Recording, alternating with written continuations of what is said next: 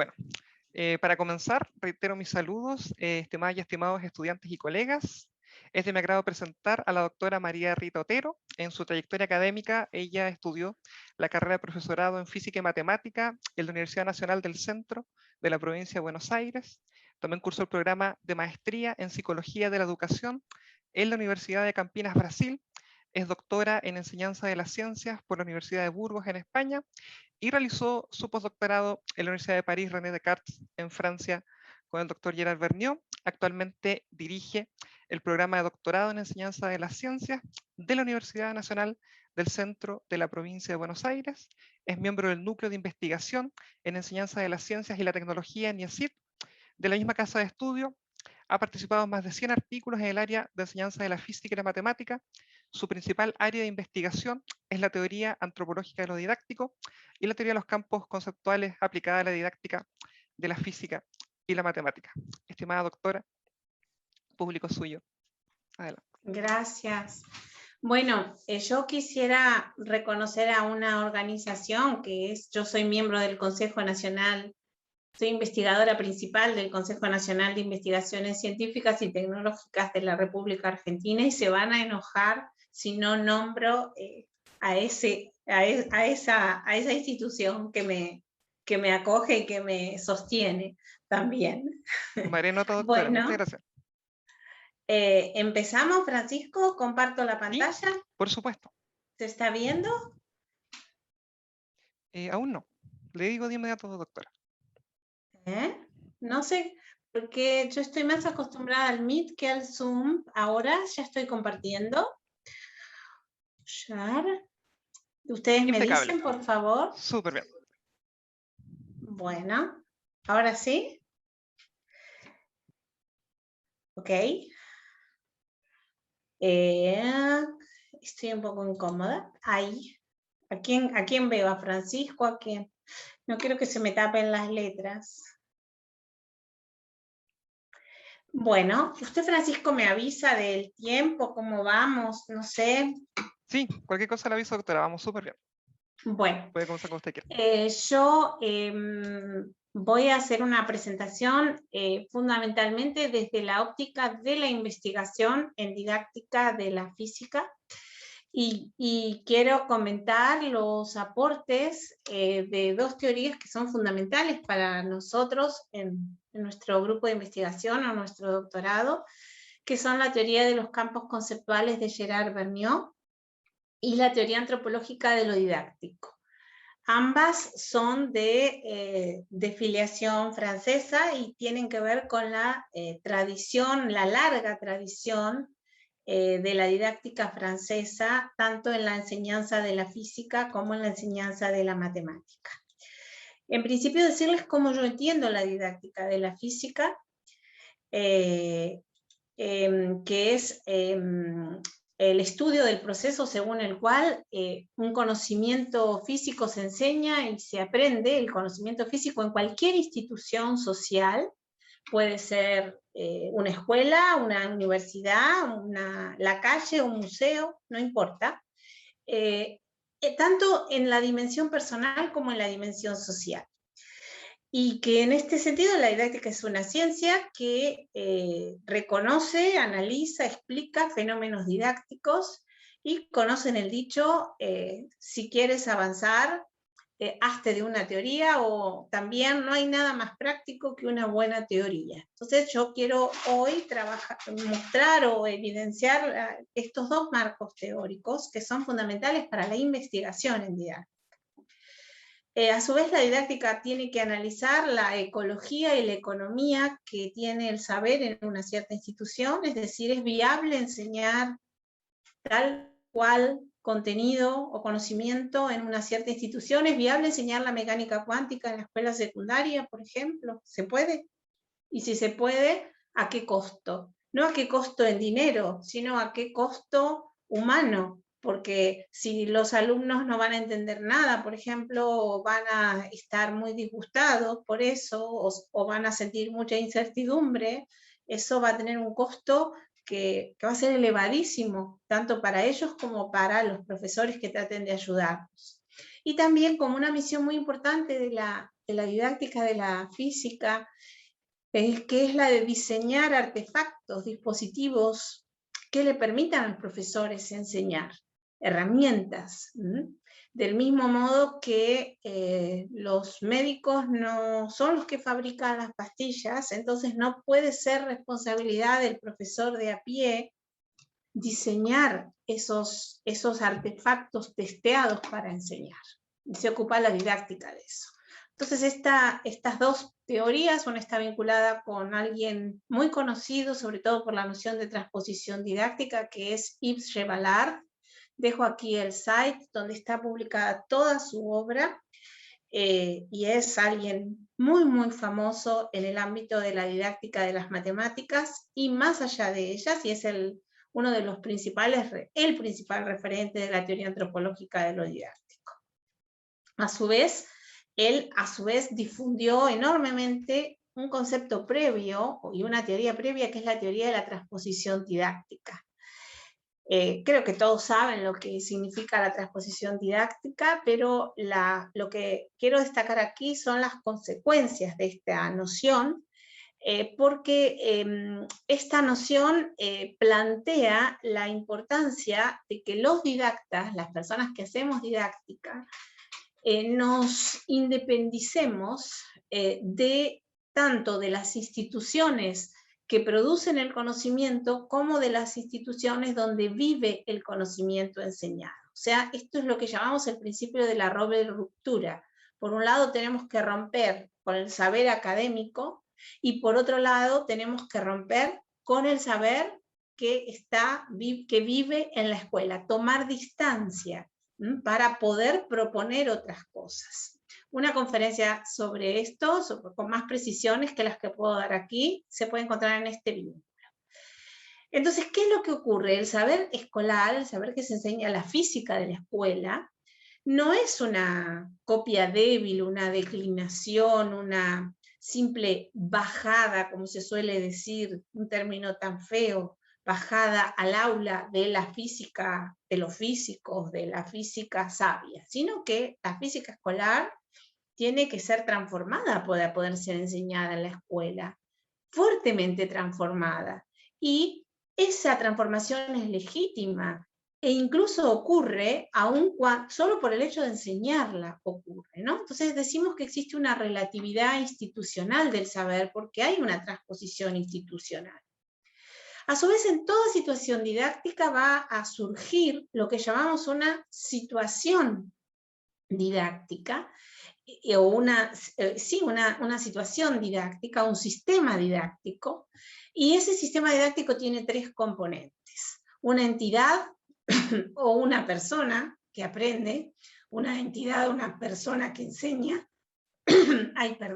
y algo que va a ser estudiado o aprendido en esa institución, y que es el corazón, digamos, de ese sistema didáctico. Los sistemas didácticos pueden ser de muchos tipos.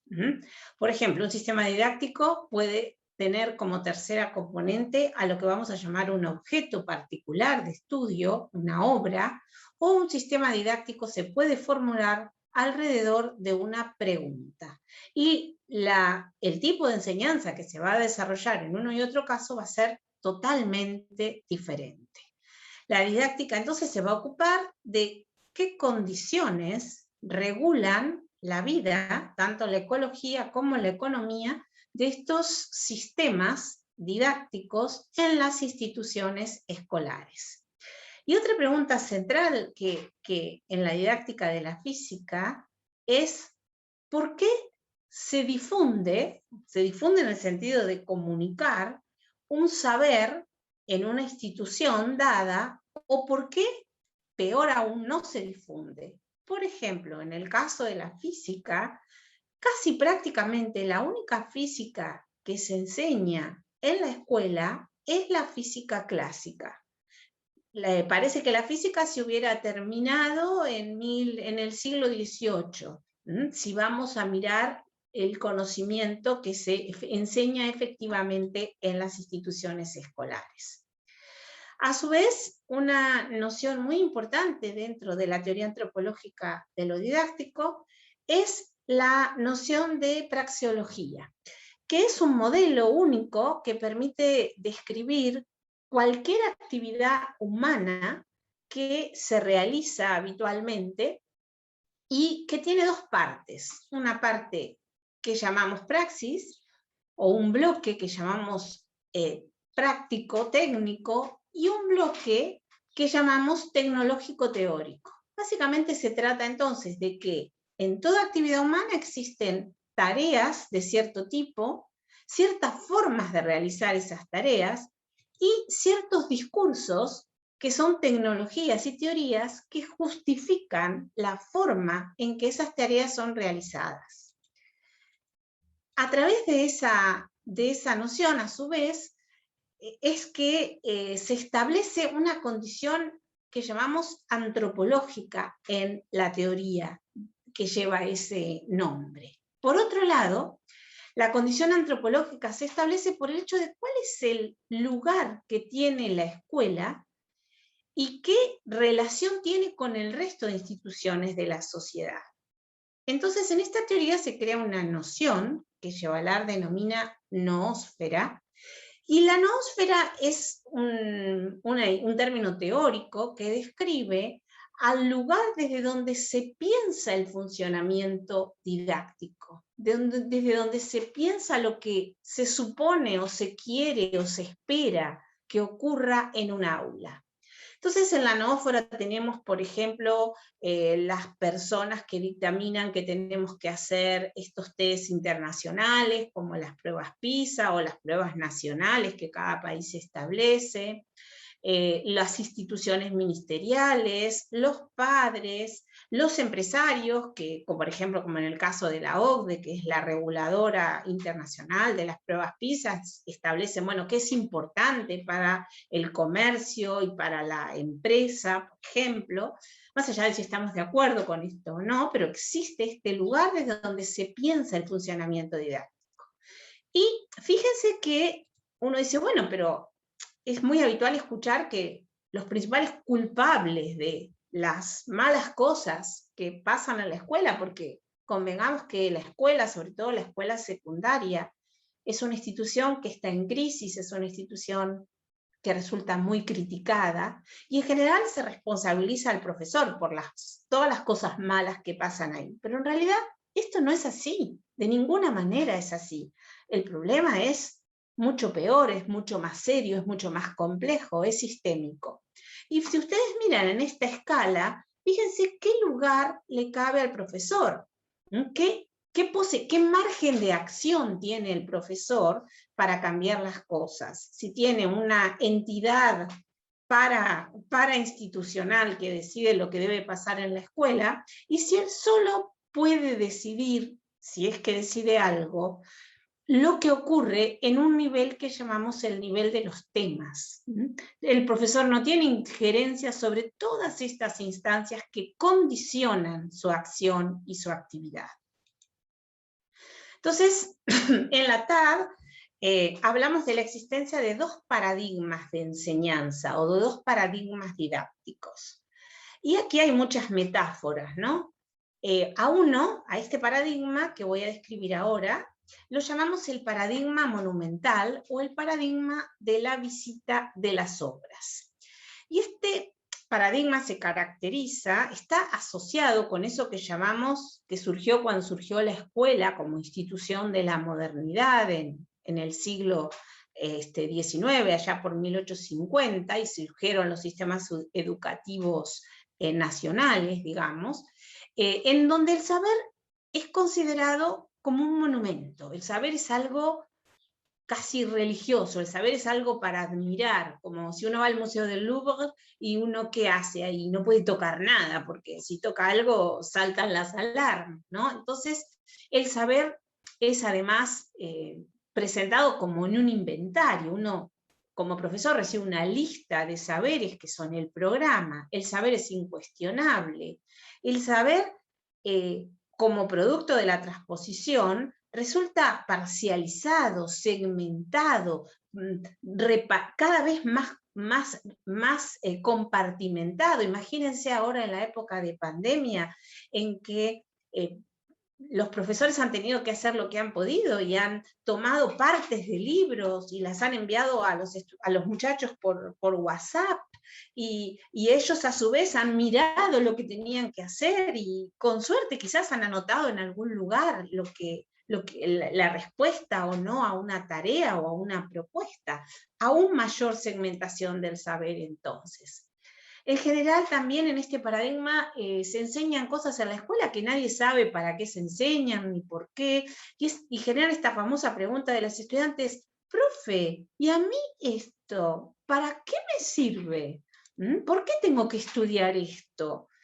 Generan esta dinámica en este paradigma de definir, explicar, dar un ejemplo, dar un ejercicio, y luego, con suerte, una cosa un poquito más sofisticada que sería aplicar. Hay un olvido de que la ciencia se hace en base a preguntas, y se olvidan las preguntas que le dieron origen a las cosas que terminamos estudiando, a las obras que terminamos estudiando. Se ignora el hecho de que el saber tiene fundamentalmente un origen social. La ciencia es un producto cultural y social, y eso se ignora. Se desvalorizan los aspectos pragmáticos del saber. Se supone que, como el saber proviene de preguntas, justamente esas preguntas se han formulado porque en un determinado momento de la historia de la humanidad necesitamos hacer determinadas cosas y necesitábamos respuestas. Por ejemplo, necesitábamos sembrar y necesitábamos conocer las superficies sembradas, o saber con qué regularidad iba a llover, y llevar un registro de eso. Entonces, también en este paradigma donde el saber es un monumento, no se toca, no se transforma, no hay derecho el saber es siempre el mismo, hay también un desprecio por la utilidad formativa inherente que tiene el saber. Entonces, por ejemplo, uno dice, hay que estudiar matemáticas porque desarrolla el pensamiento lógico. Y no sé, hay tantas cosas que desarrollan el pensamiento lógico que quizás sería mejor jugar al ajedrez que estudiar matemáticas. Eso es lo que llamamos utilidad trascendente. Hay que estudiar matemática porque la matemática es fundamental para vivir en el mundo de hoy, y esa es utilidad inherente. O física, todo el mundo que nos rodea tiene vinculaciones con conocimientos físicos. Los artefactos que estamos usando ahora para comunicarnos, por ejemplo. Hay una concepción purista, por ejemplo, de las ciencias y de las matemáticas, y una concepción que tiende a aislar a los saberes en lugar de juntarlos, como diciendo, no, yo soy de física, entonces solo puedo hablar de física. Yo soy de matemática, entonces solo sé y puedo hablar de matemática. Digamos, se trata de gente que considera que hay que saber hay que saber mucho de algo muy reducido, cuando en realidad parece que en el mundo que vivimos es más importante saber muchas cosas, saber de muchas cosas, aunque sea solo un poco. Hay un cierto rechazo también por la interdisciplinariedad, y hay una especie de valoración de disciplinas como está armada la escuela, ¿no? Con disciplinas escindidas, separadas, bien demarcadas unas de otras. Esto ocurre, este tipo de enseñanza ocurre en sistemas didácticos del tipo, entonces, X y O con mayúscula o con minúscula, ya sea una institución o una persona, en donde tenemos a alguien que es el profesor, en general es uno solo, hay un conjunto de estudiantes, pero también es posible que haya más de un profesor. Pero el punto aquí es que la tercera parte del sistema es siempre un objeto, una obra, un monumento. Mientras que en el otro paradigma, en el que llamamos paradigma de la investigación y del cuestionamiento del mundo, que es un paradigma emergente, en general el que tiene más éxito, el que está más difundido, es el paradigma monumental, no el paradigma del cuestionamiento, aparecen otras nociones como la concepción antropológica, la idea de que el saber entonces es relativo a cada institución, y cambia, que el conocimiento cambia permanentemente, que el saber es un producto de la cultura, que la ciencia es un producto de la cultura y que por lo tanto es relativa a las instituciones, la noción de que el saber tiene un componente de praxis que muchas veces es previo al componente de logos, la idea de una pedagogía crítica, la idea de que es muy importante que estemos equipados con saberes que tienen este componente pragmático, la necesidad entonces de que los saberes sean útiles, la necesidad de una matemática mixta, por ejemplo, no de una matemática pura, de una matemática que nos sirva para tratar las nociones físicas, de una matemática de herramienta, por ejemplo, de sistemas como les decía, en donde la tercera componente no es una obra, no es un monumento, sino que es una pregunta, que es un tipo muy particular de obra, ¿no? Un saber que surge de preguntas, un saber que reclama entonces, y una forma, un paradigma que reclama que tengamos una actitud de problematización permanente, o sea, que sepamos problematizar, y que eso no nos genere ningún problema, no nos ponga ansiosos, no nos genere, que sepamos lidiar con la incertidumbre que implica problematizar y no saber. Una actitud que llamamos herbartiana, en honor a uno de los padres de la pedagogía, que fue Johannes Herbart, que supone que estamos dispuestos a afrontar cualquier pregunta, aunque nunca jamás hayamos escuchado hablar de ella. O sea, que no tenemos miedo de enfrentar preguntas. Y que a su vez somos procognitivos. O sea, no estamos respondiendo siempre lo que ya sabemos, sino que justamente vamos siempre hacia adelante en el conocimiento.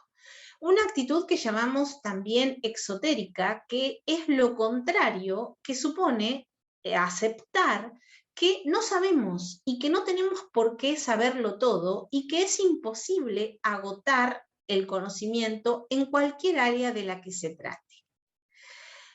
Entonces, dentro de este paradigma y de esta teoría que llamamos antropológica, cuyo referente, como decía, es Shevallard, hay un tipo de dispositivo didáctico, de artefacto, que se llama recorrido de estudio e investigación, y que es la forma de enseñar, digamos, en un paradigma no monumental, en un paradigma basado en la investigación y el cuestionamiento.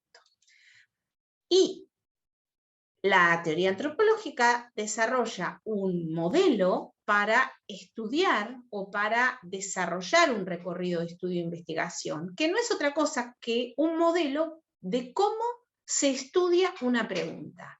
Ahora uno dice, ¿qué pregunta? Bueno, no es cualquier pregunta. Es una pregunta en sentido fuerte, a la que llamamos pregunta generatriz. Y yo les diría que la pregunta generatriz es la única cosa que en un sistema de este tipo es una prerrogativa del profesor. Es el profesor el responsable de colocar al grupo de clase la pregunta generatriz. ¿Y qué va a pasar? Cuando uno tiene que responder una pregunta y enseñar algo, cualquiera sea el tipo de sistema didáctico en el que se encuentre, necesita construir un ambiente que permita estudiar, investigar esa pregunta. A ese ambiente le llamamos medio didáctico y tiene algunos componentes. Por ejemplo, dentro del medio didáctico, lo primero que va a aparecer cuando se formule la pregunta van a ser nuevas preguntas. Esas nuevas preguntas se llaman preguntas derivadas, que se van a generar a partir de esta pregunta generatriz.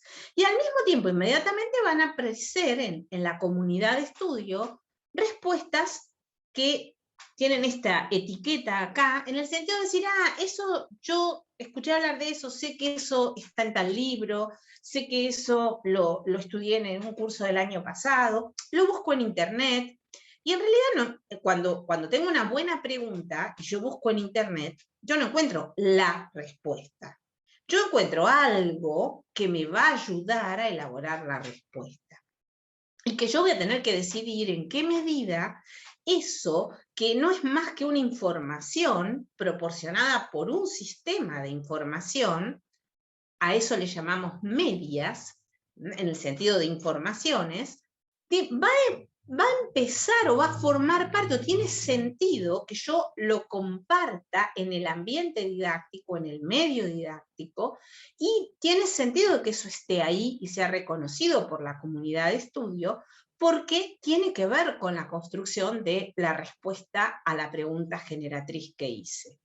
Y a su vez, si hay unas respuestas que se sabe que están vinculadas con esa pregunta que tengo que responder, que vuelvo a decir es una pregunta compleja, no es una pregunta que se responde por sí o por no, voy a tener que estudiar obras. ¿Y qué son las obras? Bueno, las obras son creaciones humanas. Por ejemplo, voy a tener que estudiar ecuaciones diferenciales, voy a tener que estudiar electricidad y magnetismo, voy a tener que estudiar sistemas de ecuaciones, o voy a tener que estudiar nociones de estadística, o nociones de mecánica clásica, lo que fuere. Pero el problema va a ser entonces que voy a tener que vincularme con obras, pero no voy a estudiar todo de las obras, sino simplemente me voy a quedar con lo que me sirva para lograr el objetivo que tengo, que es estudiar una pregunta y producir una respuesta, que es esto que está por acá, que es la respuesta que está ligada con el corazón del estudio. Esa respuesta es provisoria, no es una respuesta definitiva, porque ninguna ciencia construye conocimiento definitivo. Es la mejor respuesta que puedo dar en una institución dada, con los medios de que dispongo, con el tiempo del que dispongo, en un momento determinado. Entonces, para poder desarrollar este tipo de modelo de enseñanza que llamamos recorrido de estudio, fíjense qué palabra, tengo que estudiar y también tengo que investigar, se necesitan desarrollar ciertos gestos didácticos a los que le llamamos dialécticas. Por ejemplo, la dialéctica de las preguntas y las respuestas. Por ejemplo, esto que les decía, la dialéctica de los medias y de los medios. Es decir, ¿qué información merece estar adentro del ambiente didáctico porque es valiosa para responder una determinada cuestión? ¿Y quién decide eso? De ninguna manera lo decide el profesor. En el paradigma del cuestionamiento, el profesor es simplemente un sistema de información más. Y no hay ningún motivo para que el profesor sea creído bajo palabra. Es decir, la palabra del profesor no es más valiosa que la palabra de alguno de los estudiantes o que de algún otro profesor, o la del libro o la de internet. Nos rige el principio de autoridad. Bueno, una dialéctica que me gusta mucho, que es la dialéctica del individuo y del colectivo, que significa que como tenemos que responder una pregunta que es intensa, que es compleja, entonces tenemos que repartir el trabajo. Entonces no se trata de trabajar en grupos, tampoco se trata de no trabajar en grupos, sino de que esto no es el clásico trabajo en equipos que decimos, no. Si repartimos el trabajo, algunas personas se ocupan de unos trabajos, otras personas se ocupan de otros trabajos, y luego, como en cualquier laboratorio de investigación, por ejemplo, nos tendremos que juntar para ver cómo interactuamos y cómo compartimos eso que aportamos a la construcción de la respuesta común. Esa es una dialéctica muy rara en el paradigma de enseñanza al que estamos acostumbrados, o en el paradigma de enseñanza monumental, y muy difícil de llevar a cabo. Es difícil hacer eso. No trabajar todos al mismo tiempo en todo, sino trabajar separadamente. Y luego juntarnos para compartir. También hay una dialéctica que se llama del paracaidista y de las trufas, que consiste en desarrollar una capacidad de poder tomar distancia de la cuestión que tenemos que responder, y al mismo tiempo, o sea, como una mirada de paracaidistas, y al mismo tiempo como esos perros que buscan tesoros, porque las trufas, un kilo de trufas vale 1000 euros, ¿no? Y son un verdadero tesoro en ese sentido. Buscan el tesoro escondido, son perros especializados en buscar trufas. ¿Por qué? Porque las trufas son muy valiosas. O sea, tenemos que tener esa doble actitud. Y también tenemos que tener otra actitud, que es decir, bueno, ¿cuánto vamos a estudiar de un determinado conocimiento? Porque no podemos estudiar todo. Ni todos podemos estudiar todo, ni podemos agotarlo. Simplemente estudiamos lo que necesitamos y regresamos al problema o a la pregunta que estamos investigando. Bueno, y así con las demás dialécticas. No las quiero ahora mencionar todas.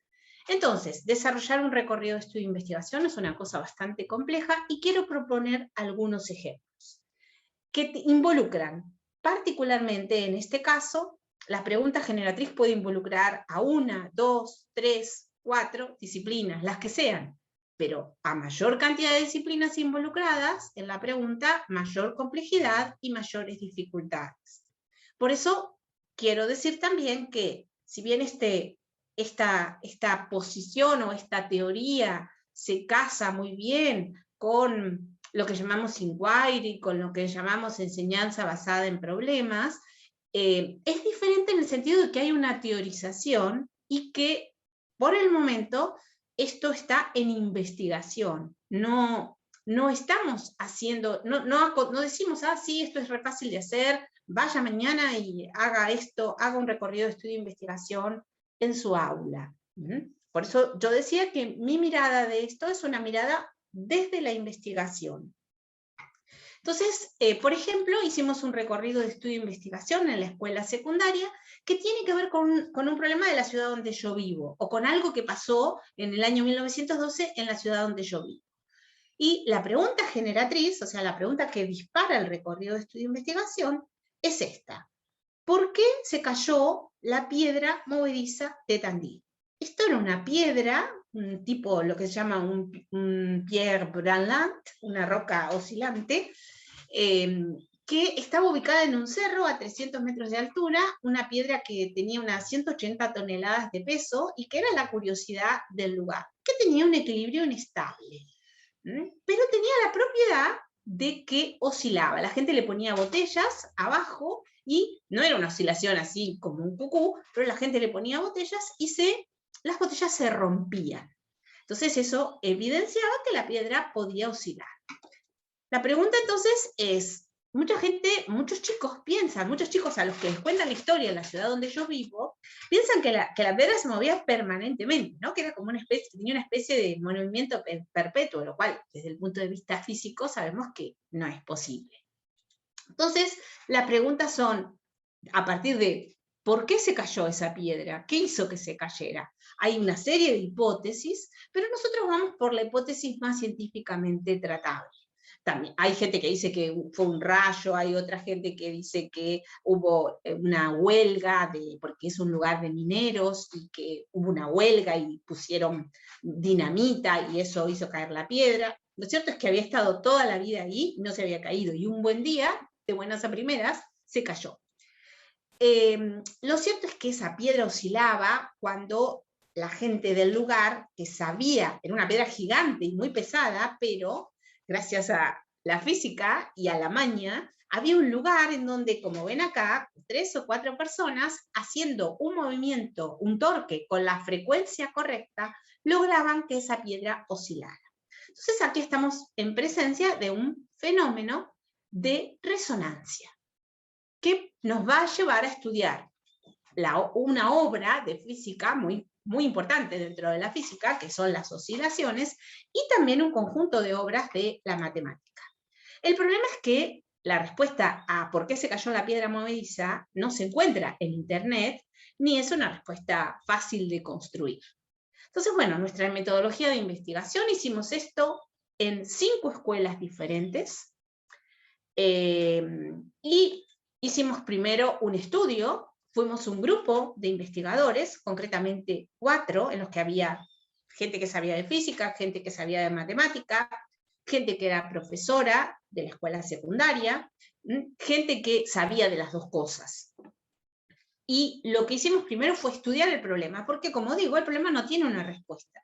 No tiene una respuesta que esté en los libros. Entonces, hubo que estudiar y construir una respuesta al problema, antes de poder estudiar o pensar qué se iba a estudiar en la escuela. Luego, implementamos esto, como les digo, 5 veces, y nos preguntamos por 2 cosas. ¿Cómo hacíamos en la escuela, en las escuelas secundarias comunes, en aulas comunes, donde la única variable que controlábamos era la del profesor, era el mismo profesor en todos los casos? ¿Cómo se construía el medio didáctico? Esto que yo les decía de las respuestas que había, de las preguntas que surgían, de las obras que se estudiaban, de cuánto se estudiaba, etc. Y cómo funcionaban precisamente estas dialécticas, para lo cual usábamos un conjunto de técnicas de investigación que incluyen análisis multivariado, análisis cualitativo, análisis cuantitativo, etc. Pero una cosa fundamental cuando uno va a desarrollar un recorrido de investigación es esto, es que uno haga un análisis de todos los conocimientos que en ese momento en que se está haciendo el estudio están involucrados con el problema, con la pregunta ¿por qué se cayó la piedra movediza de Tandil? Y un punto muy importante para nosotros es que aquí intervienen un conjunto de modelos matemáticos y físicos, que en principio, en física, en la enseñanza de la física, los modelos y la modelización son fundamentales. Pero fíjense que aquí los modelos arrancan desde un péndulo ideal, que obviamente no tiene nada que ver con un cuerpo oscilante, pasan por estudiar sistemas oscilantes como resortes y péndulos lineales, ¿no? algo atado a un hilo, pasan por estudiar, por ejemplo, el péndulo físico, que tampoco es un cuerpo, para llegar a modelos más aproximados a este cuerpo que no tiene una forma geométrica definida y que oscilaba como oscilaba, pero todos conducen a un modelo matemático similar. Así que nosotros en esta investigación, en donde fuimos a la escuela a ver qué sucedía con este recorrido, nos preguntamos, ¿qué praxeologías o obras, si ustedes quieren, involucraría este recorrido de estudio e investigación? ¿Cuáles se pudieron estudiar en la escuela secundaria? ¿Cómo se construía el medio didáctico? O sea, ¿qué había ahí adentro del medio didáctico? ¿Qué conocimientos había? ¿De dónde salían? ¿Quiénes los aportaban? ¿Qué papel jugaban los alumnos? ¿Qué papel jugaba el profesor?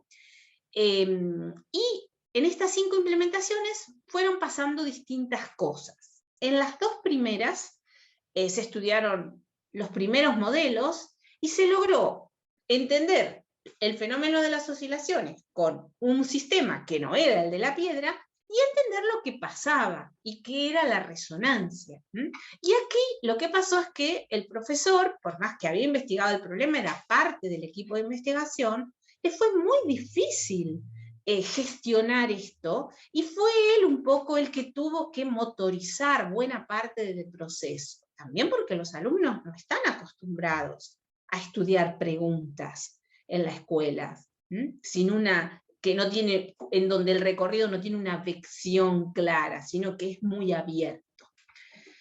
Pero se logró y los alumnos se mostraron muy interesados en esto. En las 2 implementaciones que siguieron, se logró. El profesor era siempre el mismo, tenía ahora más experiencia. Conocía muy bien el problema porque era parte del equipo que lo había investigado, pero él logró aquí mayor participación de los estudiantes y logró introducir el modelo que el equipo de investigadores había desarrollado. Pero de nuevo, él propuso ese modelo como un sistema de información, pero logró que el modelo se estudiara, porque en realidad propuso la solución de la ecuación diferencial que modeliza el problema, y logró mayor participación de los estudiantes. Y finalmente, en la tercera implementación, tal vez con mayor experiencia aún, el profesor logró que apareciera ese segundo grupo de modelos, ya que uno de los estudiantes dijo que la piedra movediza se podía modelar de la misma forma que el caballo de madera que tenía su hermano, que basculaba, y entonces los estudiantes pudieron desarrollar un conjunto más rico y más interesante de modelos y pudieron estudiar más cosas de física y de matemática. Les recuerdo que son estudiantes de la escuela secundaria que tienen entre 15 y 16 años. Entonces, nosotros identificamos el funcionamiento de 7 de las 9 dialécticas, algunas con más frecuencias, por ejemplo, las preguntas y las respuestas, eso funcionaba muy bien. Entrar y salir del tema, lo cual es difícil, porque entrar a un tema para estudiar una parte, por ejemplo, para estudiar las oscilaciones, el movimiento armónico simple, salir, tener una nueva pregunta, volver, pero eso funcionaba. Y la dialéctica de la lectura y la escritura, que consiste en que yo leo, investigo, pero tengo que registrar y tengo también que comunicar, algo que es muy raro en la escuela. En general, los alumnos escriben poco de lo que ellos hacen, piensan o dicen en la escuela. En general, los alumnos escriben lo que el profesor les dicta o cosas así.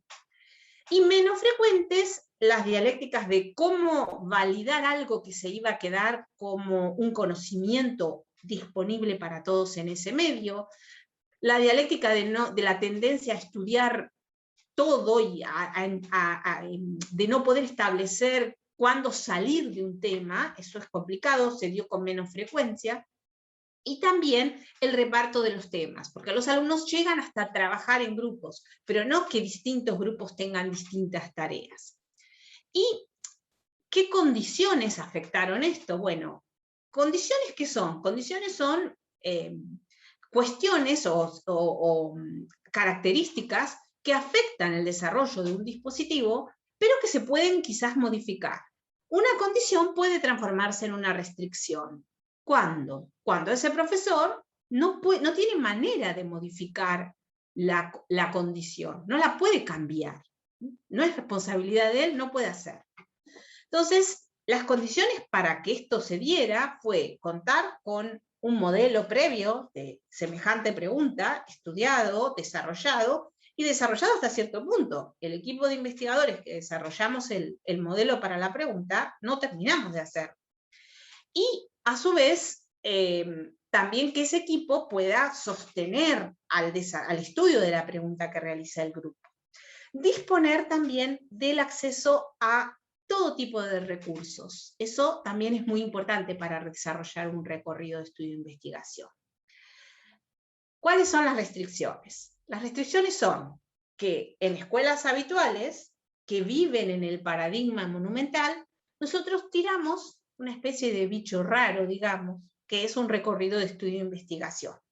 Y el otro problema, como ustedes ven, es la formación del profesor, porque este profesor es un investigador, era parte del equipo de investigación, conocía muy bien el problema, etc. Imagínense si fuera un profesor de a pie. Entonces nuestras próximas investigaciones se dirigieron a decir, bueno, ¿y cómo podríamos nosotros involucrar a los profesores en formación y a los profesores en servicio? ¿Cómo los podríamos ayudar a que ellos trataran de desarrollar un rey, o por lo menos de desarrollar algunos gestos del paradigma de la investigación y del cuestionamiento? Porque uno no puede actuar a todo o nada, cambiar de la mañana a la noche, digamos, ¿no?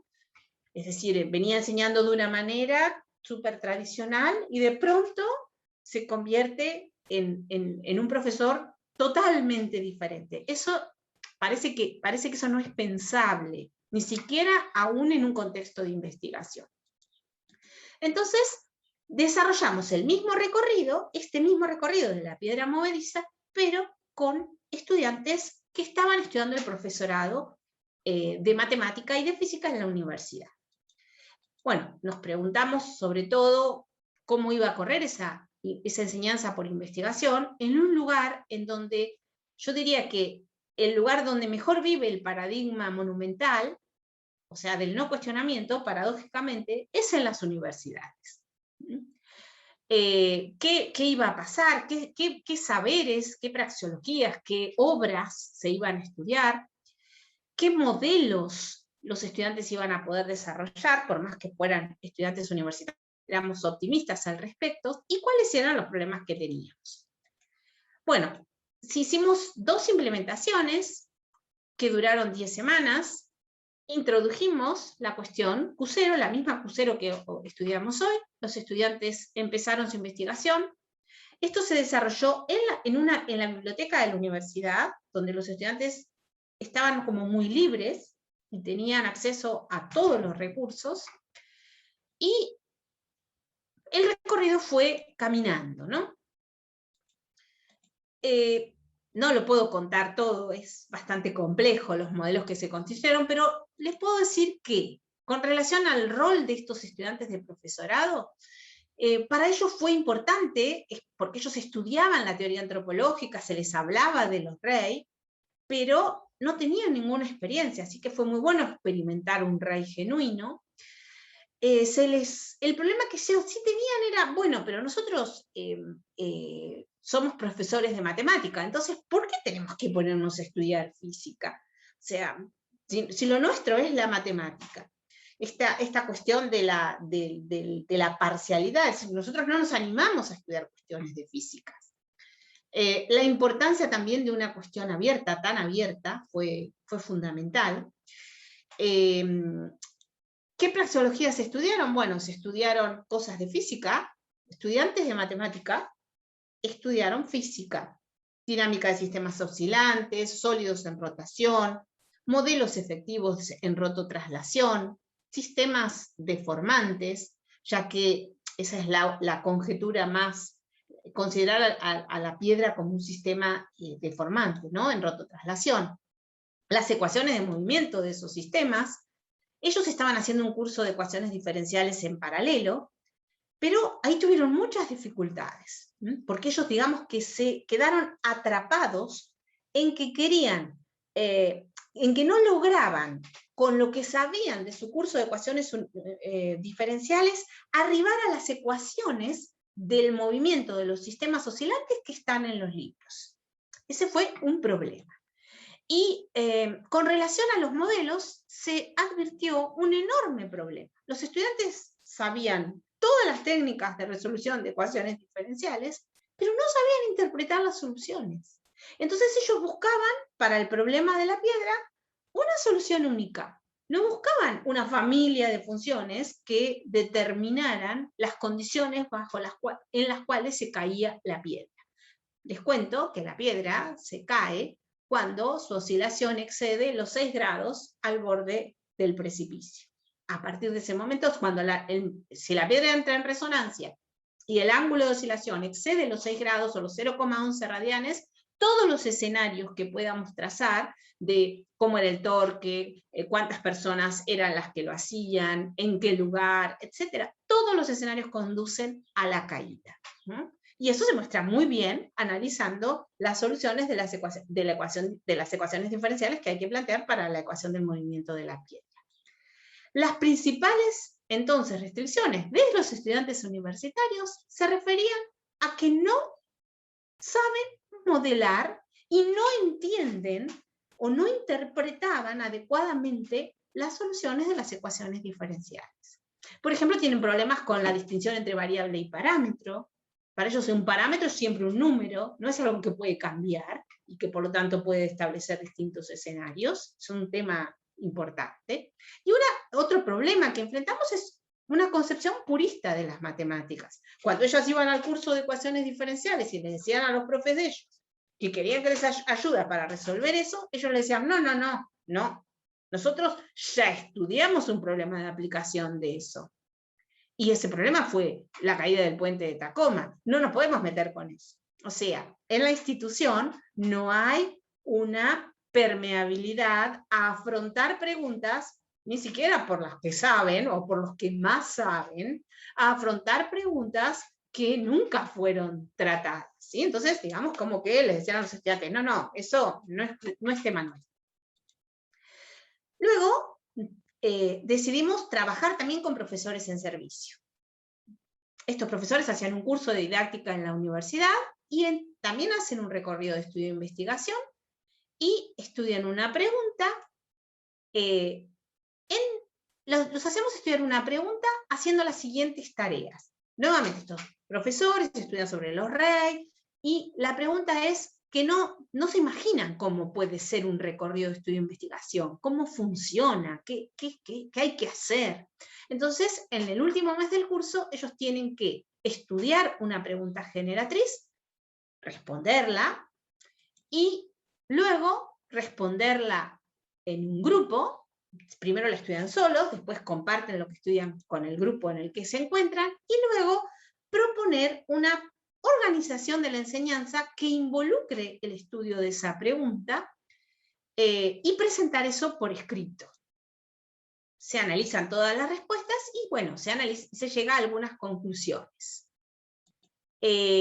Por ejemplo, nos preguntábamos qué tipo de preguntas se formulan los profesores, cómo gestionan ellos el conocimiento, si cambia cuando ellos solo estudian y no están preocupados por enseñar, a cuando ellos tienen que pensar en cómo van a enseñar con eso que están estudiando.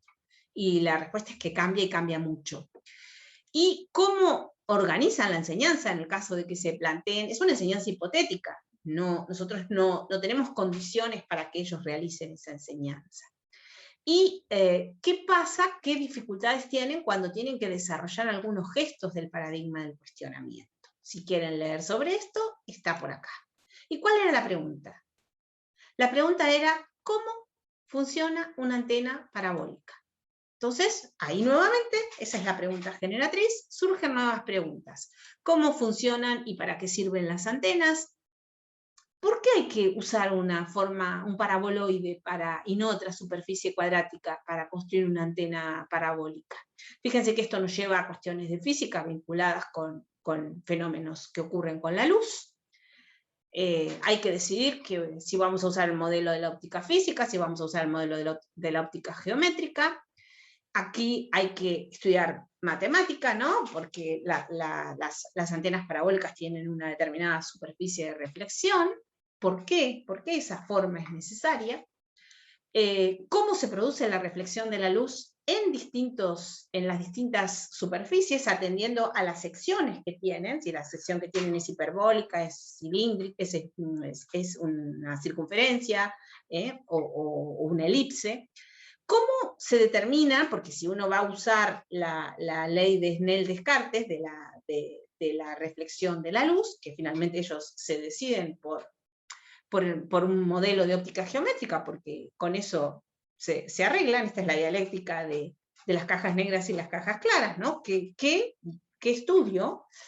¿Y cómo se determinan entonces las tangentes y las normales a la parábola, la elipse, la circunferencia? Finalmente lo que uno termina estudiando es el problema de la tangente y la normal a la curva para producir una respuesta.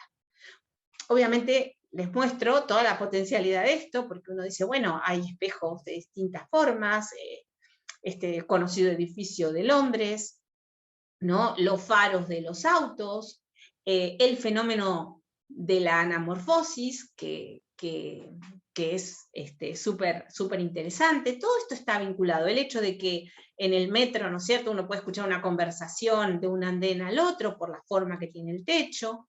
Y bueno, y esto que está involucrado de las antenas. ¿Qué es lo que podemos concluir?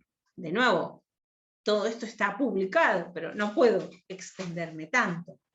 La mayoría de los profesores enfrentan grandes dificultades cuando tienen que diseñar lecciones, clases hipotéticas. Lo que más les preocupa es la incertidumbre, es perder ese control del medio didáctico, porque en la enseñanza monumental el medio didáctico está total y absolutamente controlado por el profesor. Y eso es lo que nos da a nosotros, como profes, cierta seguridad. Y encima, los profesores se asumen como los únicos responsables de la construcción de ese medio didáctico. Entonces les resulta muy complicado ser solo una fuente de información más, que es lo que planteamos en los REI. ¿Qué hacen entonces?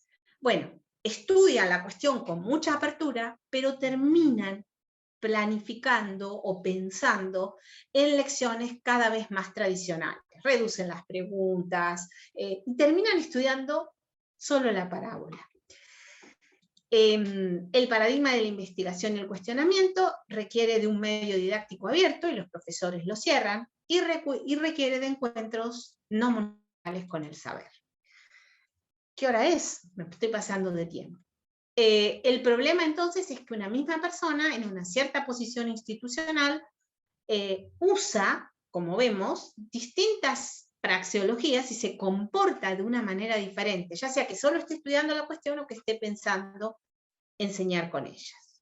Y luego parece ser que la concepción epistemológica de los profesores tiene una gran influencia sobre qué estudian y cómo estudian. ¿Por qué? Porque la mitad de ellos empieza por estudiar física frente a esta pregunta. Y en ese caso, el raíz se abre porque ellos se aventuran a lo desconocido. Y la otra mitad dice, no, este es un problema de matemática de, por ejemplo, cuádricas. Entonces, primero estudiamos las cuádricas, después vemos cómo se aplica. Y eso es muy complicado. La segunda teoría de las que les quería hablar es la teoría de los campos conceptuales de Vergniaud. Lamentablemente Gerard Vergniaud nos dejó el 6 de junio de este año. Era también una persona súper reconocida y reconocida, y lo que nos interesa de él para la didáctica de la física es que él construyó una teoría pragmática del desarrollo cognitivo, que fue dirigido por Piaget en su tesis, abandonó la tesis de la generalidad de dominio y la idea de que uno podía estudiar el desarrollo cognitivo en base a modelos lógicos, que juntó los aportes de Piaget y de Vygotsky, que cambió el eje de la idea piagetiana de sujeto-objeto al eje de esquema-situación, que le dio mucha importancia y distinguió la conceptualización, o sea, qué significa conceptualizar, versus la simbolización, el papel del lenguaje, el papel de la representación, la noción, el papel de la conciencia, y yo considero que Vergniaud es el único psicólogo cognitivo que ha teorizado, que tiene una teoría sobre la noción de competencia. Una cosa también muy importante es que hizo aportes fundamentales al desarrollo de cognitivo de los adultos, o sea, de nuevo, en cualquier situación, no solo de los niños y en la escuela, y a cómo en cualquier profesión y en cualquier ámbito se aprenden conceptos específicos. Por lo tanto, él es uno de los padres también, no solo uno de los padres de la didáctica de la matemática en Francia, sino uno de los padres de la didáctica profesional. Sus trabajos también se emplean en el ámbito de la física, por supuesto.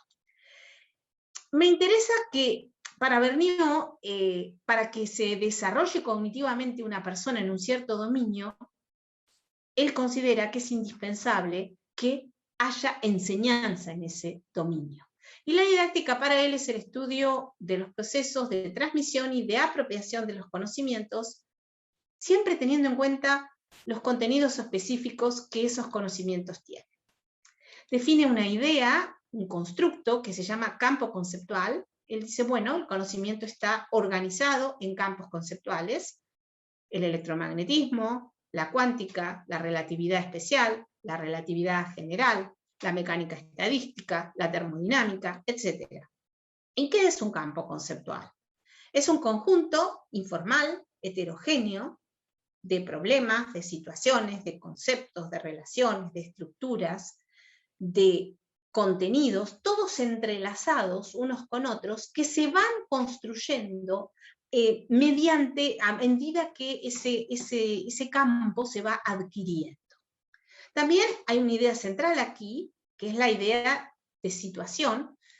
Para Vergniaud una situación es una tarea, y una tarea tipológica, tal como hablábamos en la teoría antropológica de lo didáctico, pero él dice, yo no tomo la idea de la teoría de situaciones de Brousseau, me aparto de eso, pero una cosa muy importante en una dada tarea, por ejemplo, una tarea de física, es saber, digamos, cuáles son las características de la tarea, y una tarea va a convocar siempre a un determinado tipo de conceptos y a un determinado tipo de esquemas, y eso es lo que va a hacer desarrollar el conocimiento de las personas.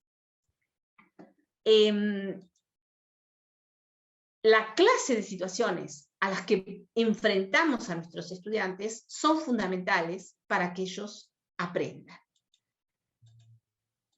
También Vergniaud hizo un aporte a la noción de esquema, que por supuesto toma de Piaget, da 4 definiciones de esquema, pero a nosotros la que más nos interesa es la que habla de los componentes. Para Vergniaud, un esquema contiene metas y anticipaciones, o sea, uno no hace un esquema para cualquier cosa, uno hace un esquema porque quiere desarrollar algo, reglas de acción, una posibilidad de realizar inferencias, y algo fundamental que nos va a permitir entender lo que pasa por la cabeza de nuestros alumnos, que son los invariantes operatorios, que son de 2 tipos, conceptos en acto y teoremas en acto. Digamos que, en general, un esquema para Vergniaud es la organización invariante de la conducta frente a una determinada tipología de situaciones. Ahora, uno dice, bueno, ¿a qué nos adaptamos cuando estamos en una situación? Para Vergniaud, en una situación siempre tiene que haber una pregunta, siempre tiene que haber una provocación. Entonces, también englobo a la TCC dentro de un paradigma de cuestionamiento. No va a haber desarrollo conceptual si no hay provocación, si no hay pregunta. El individuo, entonces, ¿a qué se adapta? El individuo se adapta a las situaciones. Y en realidad no es el individuo el que se adapta. En realidad son sus esquemas los que se adaptan a los distintos tipos de situaciones. Vergniaud define, como Piaget, el conocimiento como adaptación. Esto permite dar cuenta tanto de la conceptualización que se realiza a corto plazo, y también que la conceptualización se realiza en periodos muy largos de tiempo. Entonces le pedimos cosas imposibles a la escuela cuando queremos que determinado campo conceptual esté adquirido plenamente a cierta edad, porque eso no es posible. Lleva mucho tiempo construir y desarrollar conocimiento. Vergniaud reconoce 2 formas del conocimiento que son fundamentales: la forma operatoria, que es lo que nos permite actuar en situación, y la forma predicativa, que es lo que nos permite enunciar las relaciones entre los objetos. Para Vergniaud, enseñar es clave para que la gente conceptualice, y también el lenguaje tiene un papel muy importante, pero no tiene el papel principal. Para Vergniaud, algunos investigadores dicen, no, yo no puedo enseñar física porque los chicos no entienden la matemática subyacente. Entonces, no puedo enseñar fuerzas porque los chicos no entienden lo que son los vectores. No puedo enseñar velocidad en un sentido vectorial y en más de una dimensión porque los chicos no entienden la matemática tridimensional, podemos decir. Sin embargo, las cosas no son tan así. Los invariantes operatorios, como dije, son lo que nos permite, como investigadores, si nosotros logramos identificar los invariantes operatorios, logramos hacernos una idea de cuál es el esquema que frente a una determinada situación está poniendo en juego un estudiante o una persona. Son de 2 tipos: teoremas en acto, que son proposiciones que se tienen como verdaderas, y conceptos en acto. Un teorema en acto es una proposición que el sujeto da como verdadera, lo cual no implica que sea verdadera. Es verdadera para él. Y lo que es importante es que puede asumir un valor de verdad. No hay teoremas en acto sin conceptos en acto. Los conceptos en acto son categorías que el sujeto considera pertinentes. Pueden ser pertinentes o no pertinentes. No tienen un valor de verdad. Una cosa importante es que todo concepto científico fue alguna vez un teorema en acto, o nació como un teorema en acto, como un concepto en acto, o como un invariante operatorio. O sea, Einstein, cuando se le ocurrió la teoría de la relatividad, al principio sus ideas estaban en acto, tan en acto que la relatividad general, entre 1905 que propuso la especial y 1915 que propuso la general, necesitó 10 años para formalizar eso. Las ideas ya las tenía, los conceptos en acto ya los tenía. Pero si eso le pasó a Einstein, ¿qué no le pasará a nuestros estudiantes, ¿no? Entonces, esto lo paso rápido, tengo que apurarme porque sé que ya me consumí mi tiempo. Pero creo que, bueno, que esas dos ideas de invariantes operatorios como los componentes que nos permiten hacernos de los esquemas son fundamentales. Otra cosa fundamental es la actividad del sujeto en la situación. Y la actividad del sujeto, va a decir Vergniaud, es mucho más que la conducta observable. La conducta observable, lo que yo observo que un alumno hace, es solo la parte visible de la actividad subyacente. La mayor parte de nuestra actividad en conceptualización es inconsciente. Entonces, en la escuela, cuando solo queremos que nos digan la respuesta, solo queremos que nos digan la definición, queremos que nos expliquen, si los estudiantes no pueden explicar, decimos que no saben. Bueno, todo eso es una barbaridad. Es una barbaridad. Es una herejía que cometemos por no aceptar que muchas cosas las sabemos primero de manera inconsciente y que demoran un tiempo hasta volverse conscientes. Una cosa muy interesante también es la definición que da Vergniaud de concepto. El concepto está compuesto por una situación, el concepto está compuesto por invariantes operatorios, que mayoritariamente, como dije, son inconscientes, son implícitos, solo una pequeña porción de los invariantes operatorios que usamos a diario son explícitos, y una cosa fundamental que son los sistemas de representación. Pero esas son las tres partes de un concepto: la situación, los invariantes operatorios y los sistemas de representación. Una confusión muy habitual en la enseñanza de la física es confundir conceptualización con simbolización. Y por eso la física se enseña como un conjunto de fórmulas que no tienen prácticamente la mayor parte del tiempo ningún sentido para los estudiantes. Entonces, simbolizar es utilizar significantes materiales, pero conceptualizar es otra cosa. Es poder identificar los objetos del mundo, saber qué propiedades tienen, conocer qué relaciones hay entre ellos, conocer cómo se transforman unos con otros. Al respecto, vale la pena considerar que ni la numeración, ni la notación algebraica son en sí mismos conceptos matemáticos o físicos. Pienso acá en, por ejemplo, no sé, en la fórmula para la adición de velocidades o en la fórmula de las transformaciones de Lorentz. La fórmula no es el concepto. Así como la notación musical que se escribe en un pentagrama es fundamental, pero no es la música. Sin embargo, por supuesto, la ejecución de obras musicales en una orquesta sin pentagrama sería muy compleja, ¿verdad? Pero no es la música. Del mismo modo que el lenguaje no puede homologarse al pensamiento. Pero, claro, ¿qué sería del pensamiento sin el lenguaje?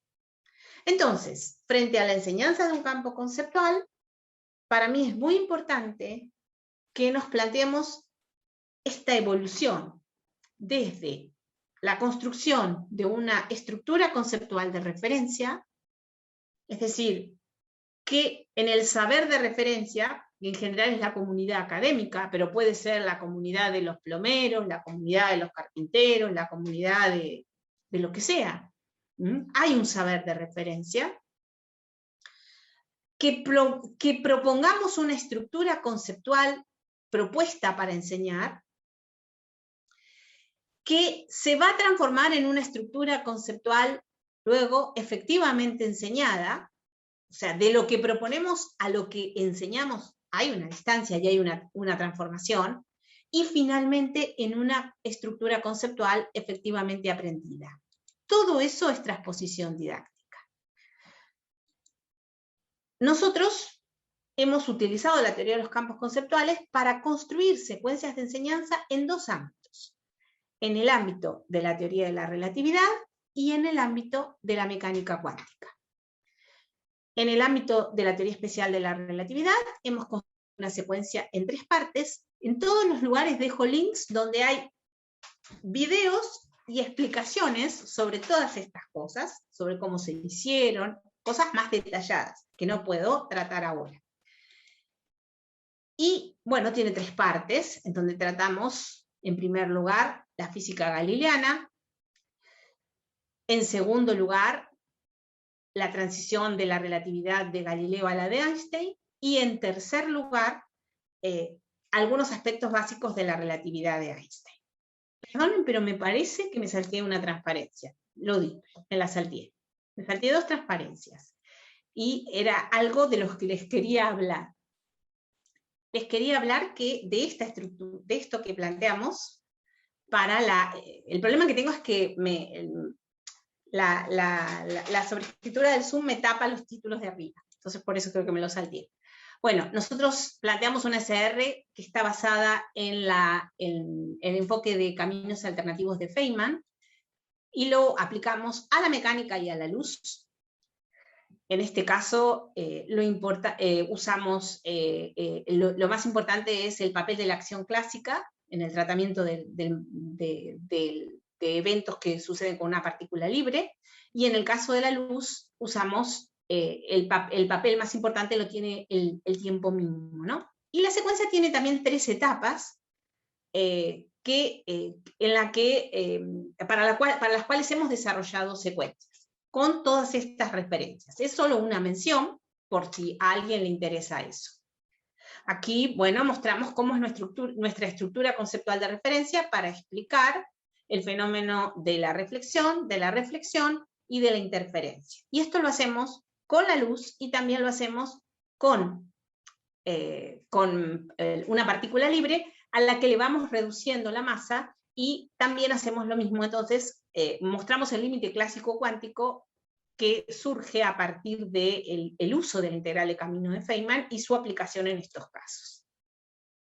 Y luego lo que les estaba diciendo de la TER, que también tenemos un proyecto en el cual ya hemos realizado la secuencia como unas 6 veces, la secuencia está publicada, pueden acceder a explicaciones sobre la secuencia, pero básicamente nuestra idea, o lo que hemos aprendido, es que para enseñar el campo conceptual de la relatividad especial en la secundaria, la puerta de entrada para eso es la noción de simultaneidad, o mejor dicho, de la pérdida de simultaneidad.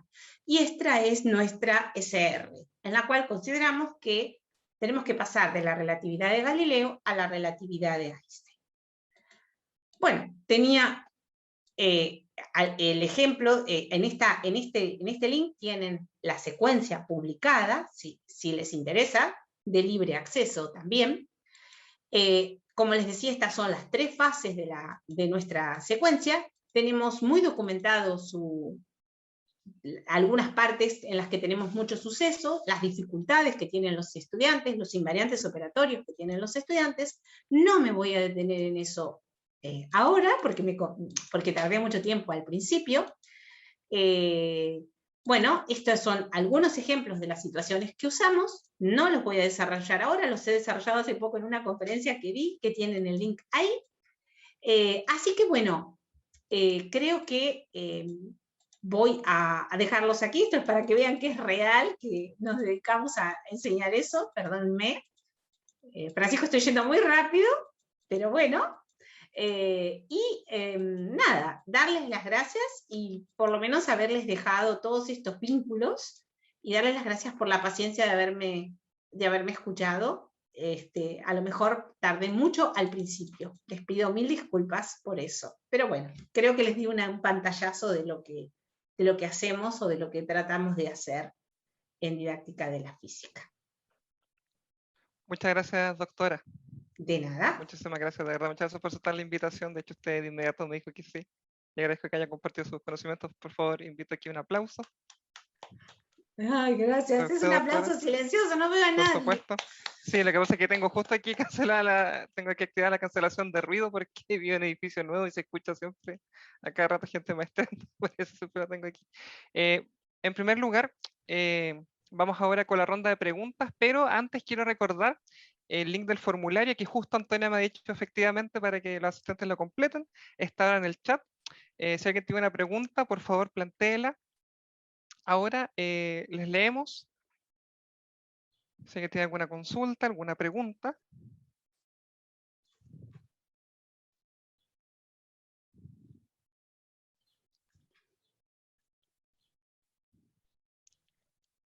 Yo tengo una pregunta, de hecho, me gustaría que antes la gente empezara para que siempre tengo preguntas.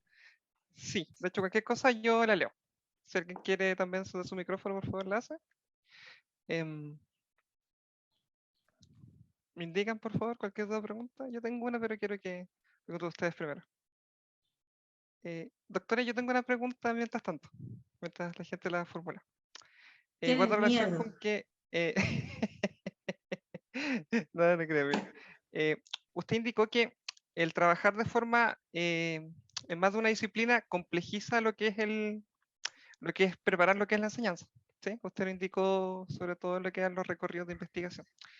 ¿Qué cautelas hay que tomar en cuenta? Ya que, por ejemplo, acá en Chile está muy en boga y se hace un llamado, sobre todo en los últimos niveles de enseñanza media, a lo que es trabajar aprendizaje basado en proyectos, y se habla que pueden converger muchas disciplinas, pero a la luz de esto, yo creo que se puede correr el riesgo de que, si no se le da el tratamiento adecuado, puede transformarse en un aprendizaje más superfluo y no, llamémosle, significativo. ¿Qué opina usted, doctora, en base a esta preguntita que tengo ahora que me surgió justo? Inspirado un poco de lo que conversamos ayer con el doctor Moreira y lo que nos acaba de presentar usted hoy día. Bueno, yo creo que todo el mundo está de acuerdo en que la enseñanza escolar tiene que cambiar y que el inquiry, lo que llamamos inquiry, que es un término frazada, que, dicho sea de paso, desde John Dewey a la fecha se está hablando de inquiry. El problema es que no se ha logrado que funcione, y hay proyectos en todo el mundo con eso. Hay proyectos americanos, anglosajones, el currículum de Advancing Physics, proyectos en Noruega, proyectos europeos que mancomunan 8 o 9 países, pero el problema persiste. Yo creo que sí, Francisco, que el inquiry ahora está otra vez de moda, se llame como se llame, aprendizaje basado en proyectos, enseñanza basada en proyectos, STEAM, se llame como se llame. El peligro, para mí, es olvidarse del conocimiento. O sea, justamente por meter tanto conocimiento, el peligro es olvidarse de él. Yo, la mayor parte de los trabajos que veo y leo, solo me cuentan maravillas, como hablábamos ayer con el doctor Moreira, nunca me cuentan los problemas que tienen, que son muchísimos. Yo he tratado de contarles los problemas. Tanto si yo hago teoría de los campos conceptuales, lo cual es mucho más acotado que el inquiry, por eso quise presentar dos cosas, una cosa muy jugada, que son los recorridos de estudio e investigación, y algo mucho más acotado. En ambos casos, la clave es que yo analizo el conocimiento que tengo por detrás, y mi objetivo es la transformación de ese conocimiento. Yo no puedo enseñar en el aire. Mi miedo, mi preocupación es con la pérdida de conocimiento. Porque yo veo que todos estos proyectos dicen, ay, esto es maravilloso, los niños hacen esto o aquello, pero yo no sé, nunca se dice dónde está el conocimiento, qué conocimiento aprendieron. Por ejemplo, ¿aprendieron oscilaciones? ¿Aprendieron oscilaciones forzadas, amortiguadas? ¿Aprendieron el fenómeno de la resonancia? ¿Aprendieron las funciones armónicas? ¿Qué aprendieron? ¿Y qué está previsto que aprendan? Y veo que en la mayor parte de los papers, como le decíamos ayer, o le decía yo al doctor Moreira, la parte del conocimiento está en el anexo. Entonces, no tienen una estructura conceptual de referencia. No tienen un modelo praxeológico o epistemológico de referencia, que no es el de los libros de física, de los físicos, sino el que los que quieren enseñar usan para pensar cómo está articulado ese conocimiento que quieren enseñar, y lo tienen como algo que evoluciona a su vez, no es algo fijo. Entonces, el análisis del conocimiento y la toma de conciencia de que como profesores todo el tiempo tenemos que meternos con el conocimiento, transformar el conocimiento, usar el conocimiento, y no hablar de que los niños se sientan juntos y no sé qué y no sé cuánto, porque eso es obvio. El problema es el conocimiento. Yo soy profesora de física y de matemática, y yo quiero enseñar matemática y física, y biología, y todo lo que pueda. Entonces, bueno, ese es para mí el gran problema.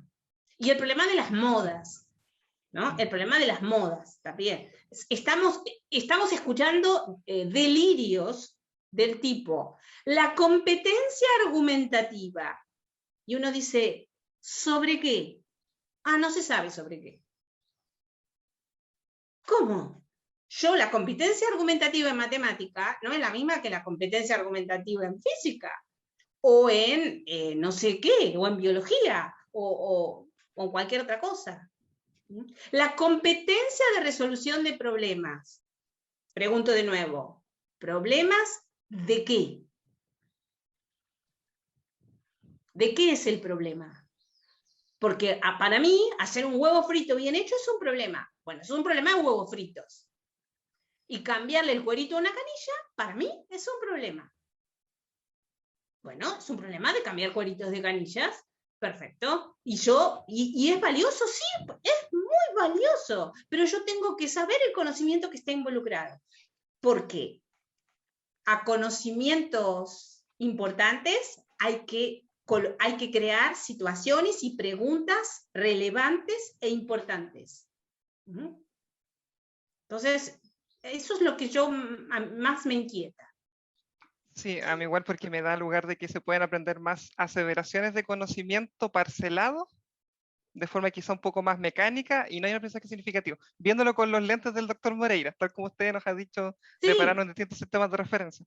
Y que también es una preocupación de él. Él nos dijo ayer, la gente habla de competencias que son los nuevos objetivos, o sea, en la nueva taxonomía de Bloom, ahora se llama competencias. En eso han transformado la noción de competencias. Y en Teaching for Testing, en pruebas. Y, bueno, ¿ustedes creen que haciendo aprendizaje basado en proyectos, yo puedo medir, que es una palabra que odio, porque se confunde medir con evaluar, ¿no? Evaluar es dar valor. Medir es otra cosa. Ahora, ¿yo voy a evaluar una enseñanza basada en proyectos con una prueba PISA? Y no, la prueba PISA es un cuestionario cerrado, es una prueba, es un test. Y encima con pretensiones de ranking internacional. O sea que si yo eso se lo voy a aplicar a medio mundo, tiene que ser estandarizado. Y que me perdonen los de las pruebas PISA. Pero es así. Y encima hacen un ranking de países y encima nos dice quiénes saben y quiénes no saben, y si A sabe más que B, si B sabe menos que C. Todos en base a una prueba que que no sabemos ni siquiera si está validada en cada país. Efectivamente. Llamémosle, por decirlo análogamente, una Y todos los confiabilidad días interna. y todas las versiones de PISA inventan una nueva competencia, que es así toda transversal, y que uno dice, ¿y esto sobre qué se aprende acá? Porque yo le digo, yo cuando hago el problema de cómo funciona la antena parabólica, yo le expliqué sobre qué aprendo y sobre qué estudio y qué preguntas, algunas de las preguntas que están en juego. Ahí tenemos una pregunta en el chat, y dice, Sí, ¿cómo elaborar rutas de aprendizaje que consideren los saberes locales en comunión con el saber sabio? ¿Tiene sugerencias o precauciones que tomar? No sé si la entiendo bien a la pregunta, la quiero entender bien, pero las rutas de aprendizaje para mí son los recorridos de estudio e investigación. Yo tengo ese modelo que puse y yo lo puedo recorrer de muchas formas. La idea es que yo no sé de qué forma van a querer recorrerlo mis alumnos, pero sí sé que ciertas preguntas me conducen a ciertas obras que voy a tener que estudiar. Probablemente, lo mismo pasa en una enseñanza basada en proyectos, ¿no? Yo tengo un proyecto y yo tengo que dejar que el proyecto me conduzca, pero también sé dónde están los precipicios, ¿no? ¿Dónde está el riesgo? ¿Qué cosas voy a habilitar? ¿Qué cosas van a poderse tratar? Pero para eso, ¿qué tengo que hacer? Tengo que tener una preparación previa de eso muy importante y tener un conocimiento bastante importante.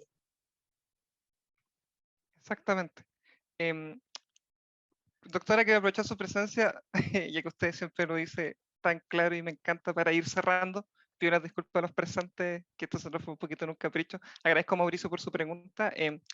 Plantea una problemática que acá en Chile, la noósfera ha impuesto de repente cosas que no son tan empíricas, en el sentido de que, por ejemplo, está este tema de los estilos de aprendizaje aplicado y la neuroeducación. Para mí también lo dejo como una reflexión final, que es un peligro, esto de los neuromitos. Que, por Bueno, ejemplo, hay se un promueve harto en libro, Chile lo que es el diseño universal de aprendizaje y yo hay, no estoy de hay, acuerdo con él. hay mucho sobre los neuromitos. Hay un libro muy interesante de un pedagogo suizo que creo que ha sido colega de Perrenú, que nos cuenta sobre los neuromitos. Y la verdad es que yo me fascinan las neurociencias, estudio mucho sobre eso, pero de momento la neurociencia no tiene mucho para decirle a la educación. Y a mi modo de ver, como dicen los neurocientíficos, como Damasio, bueno, ustedes tienen ahí uno que, el Humberto, como le decimos nosotros, que bueno, que Humberto Maturana, por favor. Pero él no habla de neuronas, o sea, su teoría no dice que hay que llenar la cabeza a la gente con esos gorros o pasarlo por un escáner para ver a ver si hay 5 neuronas activadas que tienen que ver con el recuerdo de la abuelita de él. No, o sea, son sistemas complejísimos. Mi colega Marcelo Arlego, el que trabaja con nosotros en mecánica cuántica, trabaja en redes neuronales. Y él mismo dice, estamos en pañales. Estamos en pañales. Ahora, ¿eso le quita mérito al trabajo que hacen? No. Pero la mayor parte de las cosas que yo veo que hacen es redescubrir lo que gente sin ninguna de esa parafernalia teórica y tecnológica ya sabía. Eso es lo que están haciendo. Entonces dicen el cerebro no sé qué, el cerebro no sé cuánto. Bueno, nosotros ya sabíamos algunas de las cosas que dicen. Y otra de las cosas que han dicho, por ejemplo, como uno de los neuromitos más gigantes que hay, que ha producido miles de papers, es el de los estilos de aprendizaje. Efectivamente. Y acá en Chile Es está un muy instaurado lo neuromito, que no se llama... existe eso. Exactamente. No existe. Y sin embargo, ustedes, pero pongan estilos de aprendizaje en internet y los abruman los papers. Efectivamente que la sala hay que transformarla, unos estudiantes auditivos, es volverse loco haciendo clases. Sí, hay gente haciendo Big Data en las plataformas para ver si cómo le van a presentar la información a los alumnos. Por favor, eso no existe.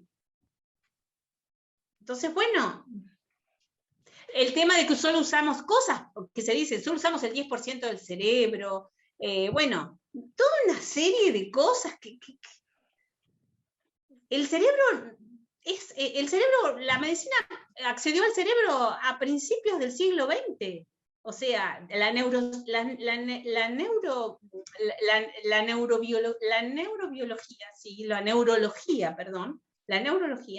es una cosa muy nueva aún en la medicina. Entonces, no sé, yo creo que soy muy respetuosa y muy admiradora de eso, pero me parece que todavía no hay resultados como para ser tan arriesgado como para empezar a hacer cosas en la educación. Casi que le diría que si siguiéramos en el paradigma monumental nos deja más tranquilos. A mí me deja un poco más tranquila que pensar que estemos haciendo en nombre de la neurociencia cualquier cosa. Yo he visto gente disfrazada de payaso entrar a una clase porque la emoción de la sorpresa mejora el recuerdo. Entonces entra el profesor disfrazado de payaso y a las 2 horas, lo que transcurra 2 horas después de la emoción de la sorpresa, el recuerdo mejora. Sí, es verdad. Sí, es verdad. También pegarles a los alumnos mejora el recuerdo. Ahora, ¿qué vamos a hacer eso? Por favor. Por favor.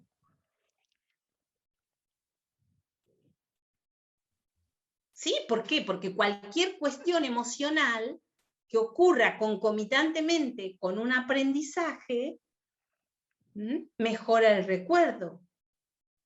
¿Por qué? Porque ya lo decían Piaget y Vygotsky, pero para ellos es obvio. Las emociones están totalmente vinculadas con el aprendizaje. Ahora, Piaget y Vygotsky nunca habían visto una máquina de resonancia magnética, ni sabían que existían las neuronas, porque Ramón y Cajal las había descubierto. Ustedes piensen que estamos hablando en 1930, 40. Ya sabían montones de cosas, no necesitaban la neurociencia, o propio Freud. Efectivamente. De hecho, más que eso, ha vuelto que sea empíricamente progresiva las ideas de Vygotsky, por ejemplo, en el sentido de que se tiene evidencia, pero claro, como dice esta doctora, ha venido a corroborar algo que mucho antes se da por hecho, sin tener tanto conocimiento profundo de eso. Doctora, vuelvo a reiterar nuevamente su No, gracias a ustedes charla, de hecho, por darme la encantó. oportunidad, y les voy a pedir una sola cosa. ¿Ustedes van a publicar un link de los videos? Sí, mediante el UTIE hay un registro que nos van a facilitar y se lo envío gustosamente. Porque yo no grabé, o nos van a mandar el video. Sí, está grabándose y transmitiéndose en Facebook, y cualquier dato que usted necesite se lo podemos entregar a usted. Está en Facebook, pero en Facebook no va a quedar. No, se está transmitiendo en vivo y queda. Sí, pero se está igual grabando también. podemos hacer el compromiso de enviarle la grabación completa. Ah, bueno, si puede. ¿Ya? Si no, Sí, le por molesta supuesto, mucho. No, Sí, para sí. nada. Muy agradecida, muy agradecida. No, doctora, igual, bueno, como comisión organizadora de este segundo seminario, este encuentro de las didácticas, igual un agradecimiento muy especial por darse el tiempo. Ha sido realmente magnífica su conferencia. Yo he anotado un montón de cosas. Bueno, yo soy profesora de biología, pero de todas maneras me apasionó mucho lo que usted señaló. Tengo muchas notas aquí para poder compartir posteriormente con nuestros estudiantes. Yo comparto una asignatura con Francisco Salinas aquí en Pedagogía en Ciencias. Nosotros trabajamos con estudiantes en formación, así que me quedo con harta inspiración, motivación.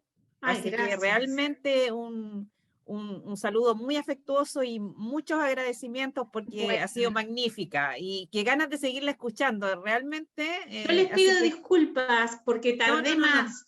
Hoy tuve un día muy fatigante, estamos con mucho trabajo y bueno, Claro,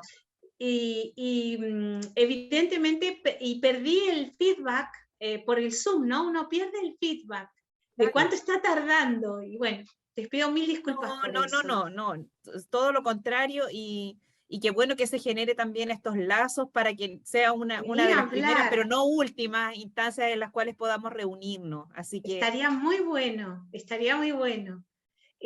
Bueno, yo dejé todos los vínculos ahí y de otras charlas en donde las cosas están mejor desarrolladas. Hay proyectos de recorridos en biología también, que están muy buenos. no, y me encanta porque además valoro mucho también su generosidad de poner a disposición con algo práctico, que es lo que usted señalaba de la secuenciación, o de cómo se vio ahí algo del abordaje de un contenido en particular, que eso estaba completo a través de videos.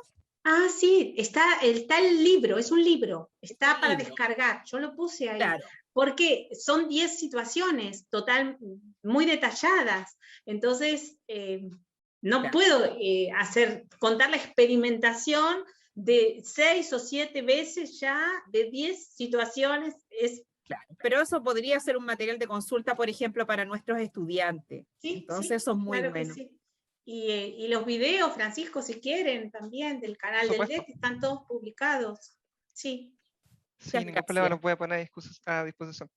Bueno, pero yo quiero este video, por favor, ¿sí? Por Encantado, favor. ningún problema, doctora, se lo hago llegar. UTIE aquí, que son los encargados del tema tecnológico, de inmediatamente Bueno, lo y van a les hacer. pido disculpas porque casi termino hablando con los de educación física, frente a los de educación física. Pero igual iban todos los links, No, pero son cosas que pasan. Bueno, perdón. Pero bueno, la educación física tiene mucho de física. Por supuesto, muchísimo de física, pero yo veía que hablaban de cosas que había dos señores y yo decía, qué raro que Francisco no esté acá. Sí, es que vamos en paralelo. Claro. Sí, ya lo vi en el programa, en el chat, y me hubiera gustado estar, pero no podía. Claro. No podía. Jacqueline me mandó todo, pero no pude. No, está bien. De hecho, yo he andado como de aquí para allá, de allá para acá, pero bueno, hoy día tenía que estar completamente acá, pero el día martes, por ejemplo, ayer estuve entre matemáticas y el área de literatura, mañana, por ejemplo, tenemos inglés y sí, vi. Historia. Claro, y el viernes cerramos con una conferencia general, digamos, para todos. Así que. Sí. Bueno, felicitaciones porque realmente es un gran esfuerzo. Muchas gracias. Muchísimas gracias. Bueno, entonces, adiós. Espero que esté muy bien. Muchas gracias. Muchas gracias. Hasta pronto. Muchas gracias. Hasta pronto, chao. Que esté muy bien. Recuerdo a quienes completar el formulario. Muchas gracias a todas y todos los que han estado presentes. Nos despedimos. Que les vaya muy bien. Chao, nos vemos. Y recordar la conferencia de cierre el día viernes a partir de las 3, ¿o no, Jackie? Súper bien. A las 15 horas. Todos cordialmente invitados. Chao. Saludos, Mauricio, que estén muy bien. Muchas gracias por tu presencia. Belén, Chihuahua, muchas gracias.